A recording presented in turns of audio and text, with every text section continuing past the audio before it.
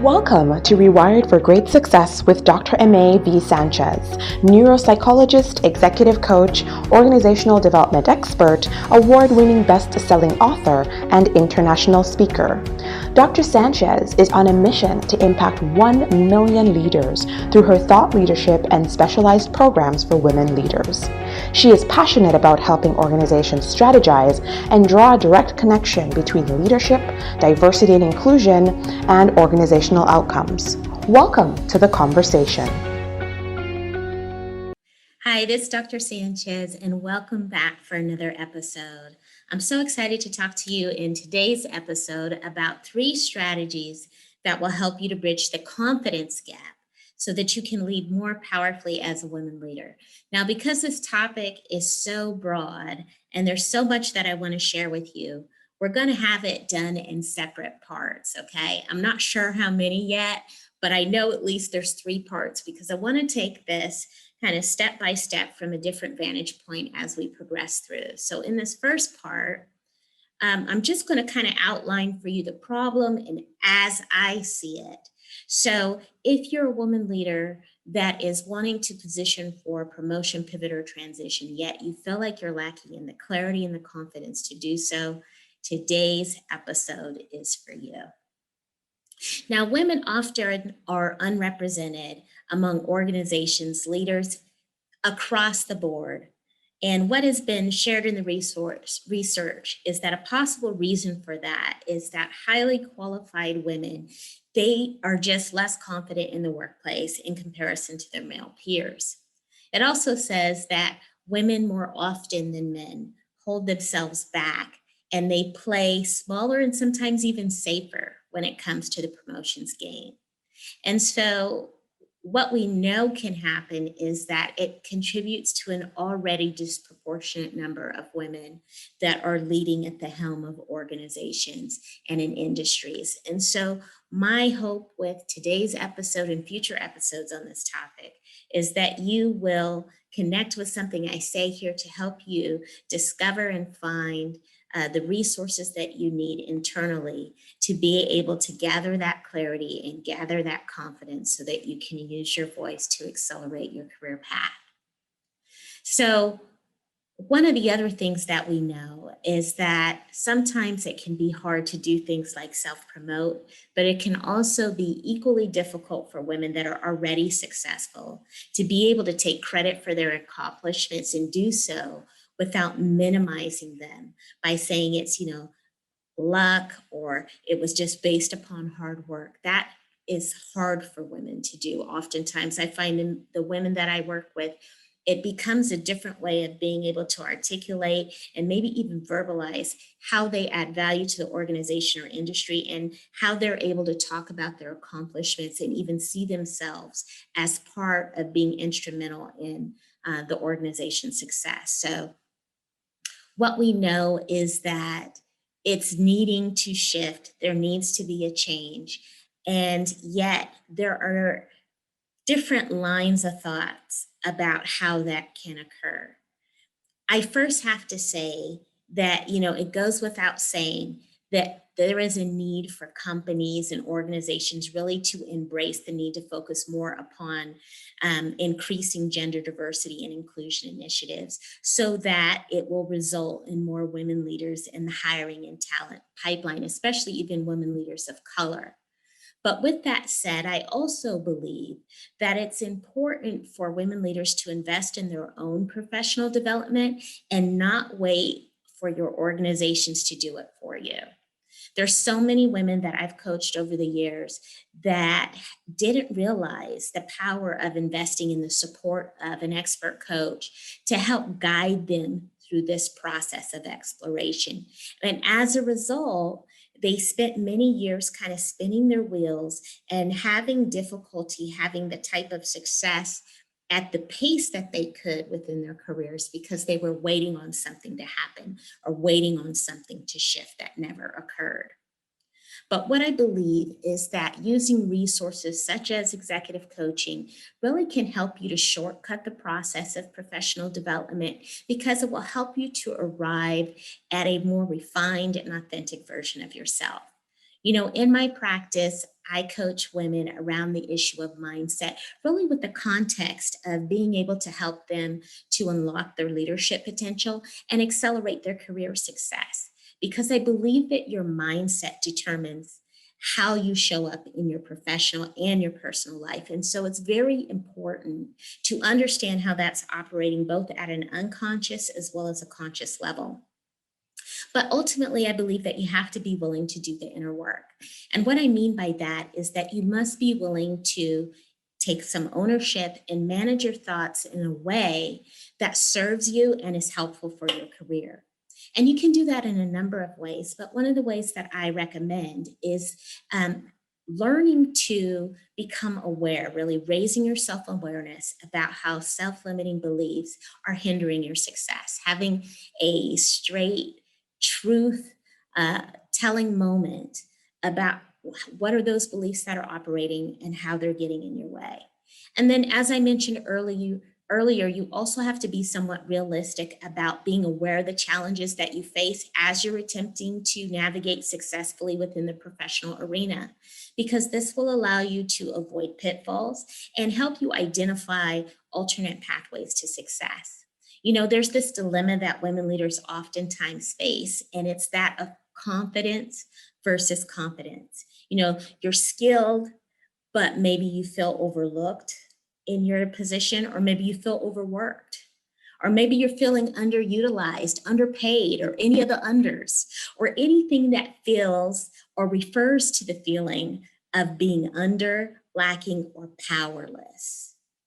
You know, during my many years of coaching, I have worked with thousands of high potential women leaders, and I've seen three main problems or common challenges that women leaders face as they attempt to advance in their careers. So I want to share that with you here today, and maybe some of these will resonate with you.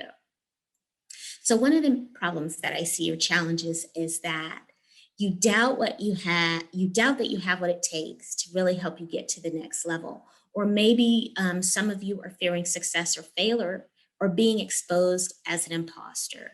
That's a big one.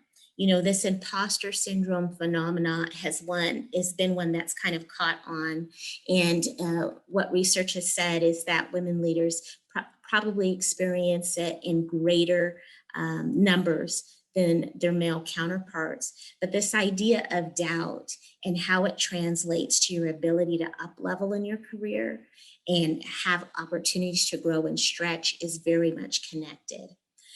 Also, women that maybe fear success versus failure when it comes to ascension or up leveling in their career, there's also there a connection or correlation as well.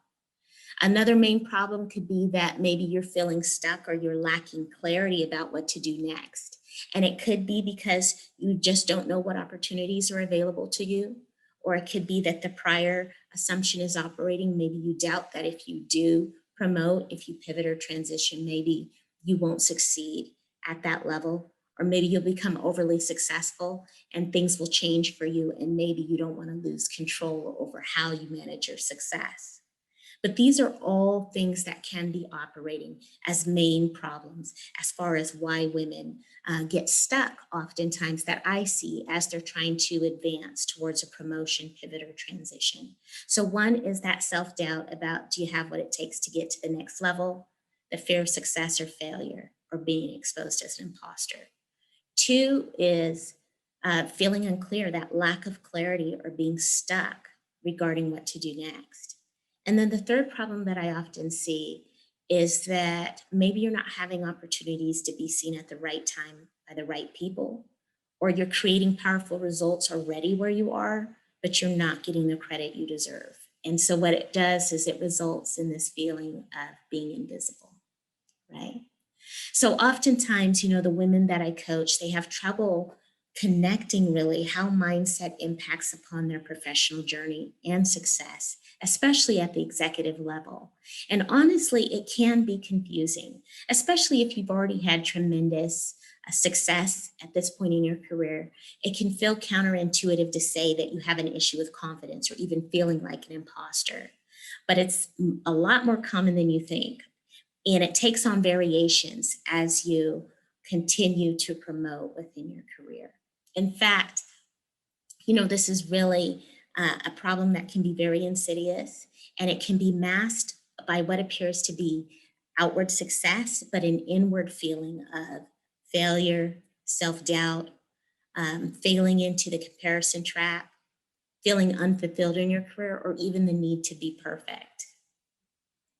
Now, the impact of your mindset, it really can translate in a number of ways that we maybe don't interpret as mindset issues or challenges with mindset, but it can be things like an underrepresentation of women in key leadership positions.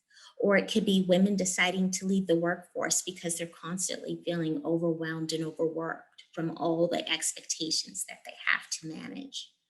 Or burnout is another piece that happens. Some women burn out because they're just burning the candle at both ends. They're working extremely hard and wanting to be perfect as that professional, as that perfect wife, or that perfect mother, or all of it. And some women even feel less empowered to speak up confidently at work for a raise or promotion, so they don't. I also think that the disproportionate representation of senior leadership at the C suite and corporate level um, is really exacerbating the problem of imposter syndrome because, particularly for women, um, it's this counterculture, this corporate culture that has a tendency to have less women at the helm. But what I think about this is that I coach my clients around the 60/40 principle that says, there are things like unconscious bias, racism, gender bias, intersectionality, systemic factors, all these things that may not be directly in your control. So I say that I'm going to give that over to the 40% because 40% of the time, it's not likely to change right now, anytime soon in my favor. And I say that not because I'm saying, offload or forget about the possibility of being a change agent in your organization. That's not what I'm saying. But if there's a sense of urgency attached to your promotion, pivot, or transition, these are systemic issues that are multiple level problems that are systematic, right? And so the likelihood of you being able to change that on a larger level is very low. So I say instead put your energy, your time, and your focus when it comes to your promotion, pivot, or transition into that 60% that you can control. And be impeccable for your 60% every time and knock it out of the park. Why? Because you have people that are waiting on you to show up, they're depending on you, and you're created for an impact and for a mission that's much greater than you. So if you get weighted down by these 40% issues that are not likely to change anytime or in your favor, it can exhaust your internal resources. It can leave you feeling depleted. You can feel overwhelmed. You can feel inadequate, ineffective, all of the things that come back to that feeling of lack. And so that's why I say put your energy into what you can instrumentally do to change the situation powerfully for yourself so that you can get to the helm and be a person that drives the culture. So I really believe it boils down to this. What are you going to do with your 60%? I think it's time to take ownership. I help my clients really get into those deeper issues that keep them from getting further faster in their careers, these mindset challenges that can stall your career success. So if this is you and you're right here in this moment and you're feeling as though you're having trouble just moving the needle forward, let's come back to you and what we can change. And think about, are there any issues operating here on a deeper level that can be getting in the way of your promotional success? A client of mine, Amanda, had worked for 8 years for her organization. She was leading at a very high level. And she had been promised each year by her male superior that she would be promoted into position above her when it became available. And it did. In fact, it became available 4 times throughout the 8-year period, okay? And each time someone else, a male, was promoted into that position. So when she came to work with me, she was already now on the 4th round of this. And by this time, she had taken a real hit to her level of confidence in her abilities. And as a result, she was showing up in meetings as someone who was afraid to be called on. because she didn't want others to perceive her as not knowing what she was talking about, or she felt like she would get flustered and not sound as articulate or intelligent. Although she was oftentimes the most senior person in the room, and she was the one most of the time consulted on strategic decisions made for the company and the department in her boss's absence. She also was always the one to train the person who promoted into the position she was promised to have. So she had what it took. And she was able to demonstrate that at a level that was very significant, but yet she didn't feel this way. And so as a result, she didn't feel confident speaking up for herself or even confident representing a certain demeanor or presence during meetings. She also found that she was doubting her capabilities on a daily basis in regards to decision making. And now she was second guessing herself on simple decisions because she was battling an internal script that told her that she couldn't trust herself or her decisions. She was also feeling overworked, overwhelmed, and burned out. She was the first to arrive, the last to leave, and working into the late nights. She had a need to have her hand in every project and was meticulously combing over her notes in her off and evening hours. She was cramming for an exam that would never happen, okay? And all of this was impacting upon her professional life, her mental energy, and even her home life. All of this because she thought by over preparing and being perfect when others were watching, it would prove her value to the organization. So as you can see, Amanda was dealing with an imposter that was going unchecked. And our first step was to call out all the lies that the imposter was using to trap her into this cycle of self-doubt and perfectionism. It really was taking what was unconscious and making it conscious by verbalizing it and acknowledging it head on. Second, we decided to get down to the core of what believing these lies meant to her, both professionally and personally. And what she discovered was life changing. She uncovered that these beliefs were connected to a faulty yet deeper belief that manifested early in her childhood about not being good enough.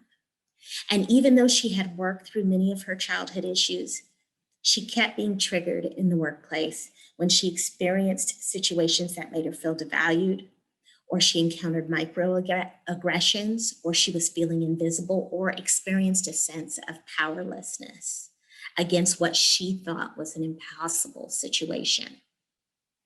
But here was the takeaway. Many of these ideas that Amanda had been grappling with were partly fueled by the inconsistencies in her environment. That's the reality. So what we did next was something she never would have done on her own. She asked for feedback from her boss. And you know what? It was totally different than the script she had been playing over and over and over again in her head. In fact, it was the opposite. So I'll tell you more about Amanda and what happened with her later in another episode. But this is really the example of the importance of getting into the deeper issues that keep you from getting further faster in your career. Now, I know we've covered a lot today, so I want to ask you, what did you get out of today's episode about how getting deeper into mindset challenges can benefit you in your professional journey? I'd love to receive your comments and feedback on this episode. As always, it has been a pleasure speaking with you today. Now, if you're looking to gain clarity and confidence to help you to navigate your current professional challenges, I encourage you to book a consult with me and my team, because we can help assist you with creating a blueprint or a roadmap that's going to help you to be able to ascend in your leadership, and it's going to help you unlock your career potential now so that you can make the biggest impact. So thank you so much for watching. My name is Dr. Sanchez. I'll see you next time. Take care. Bye. Thank you for joining the conversation. Remember to subscribe, share, and join us next time.